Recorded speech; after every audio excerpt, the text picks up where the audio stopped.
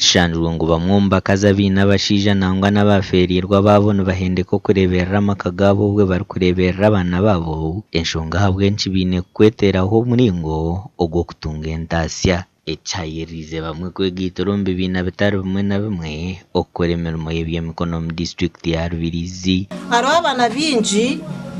na munonga n'abana bagamba tourism konka abana kanagire kubuza munonga bakanu basiba olunaku rwona batakushoma n'ababuza abana mwabo nki mutakushoma kana bangambira tukabye ntwenda kushoma konka bazire bitu tubina sente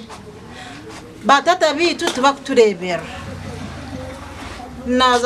na kwa research yanje kuza kushanga nasanga abakazi nibo bakurebera maka nibakora emizi olunaku rwona kwiyamwe 15 sitakwasa kushomesa abana kulisa na family intebi idine cyangwa munonga ebikibirize kunyamba omuka yanje no myaka erukwijwe kuba nindeba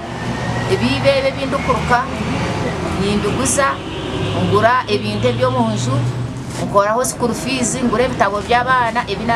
ebimbire ntine kandi ebimbire ntakwesubiza. Aba bari kwegitoro mu kibine cya Creative B Initiative Limited Chwamba nibagera ngo batangire kwebisaho nangwa no kwatara hemo haminyeto eyabire yarujuro mu mashomero no basa kugira cyo yekora ombinto nkebi no basa kubone birere okora ubuntu nkobu bukuyamba umuntu no basa kakora akugaye akorebe akusekere konka no akakora okabona abantu bakwa sente no yehindura mekinto cyo mugaso no turabe ntugeza aho kwetungura mu bintu byo kukozese ebyemikono nitubuganamo ubuzima bwo kugira ngo twine ndandikwa kuza kutunga bikozeso tutambure ngendo ndingwa tutine transport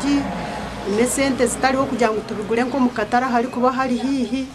ngene cyo tushanga mu buzibu. Abana bagera ngo bakatandika bari abantu mukaga kandi ubwa hatana 30 nabakora imirimo y'ebyemikono nekigenderwa cyo kwetungura bendeze bitu kutumara kubaho bururu bagenda tebagaruka kutumanya ngo turiye nyuma tebakutumanyiraho na kimwe nubwo kuba mwene byetago byanyu tebakwenda kubimanya tebakwenda kubireba tebagaruke nyuma kari umugufu natwe bituriyo ntukora nkeje saha mbo bakwemba tutamamani konka tino utukureba amakoraga gashako Nesmas ndiya nabo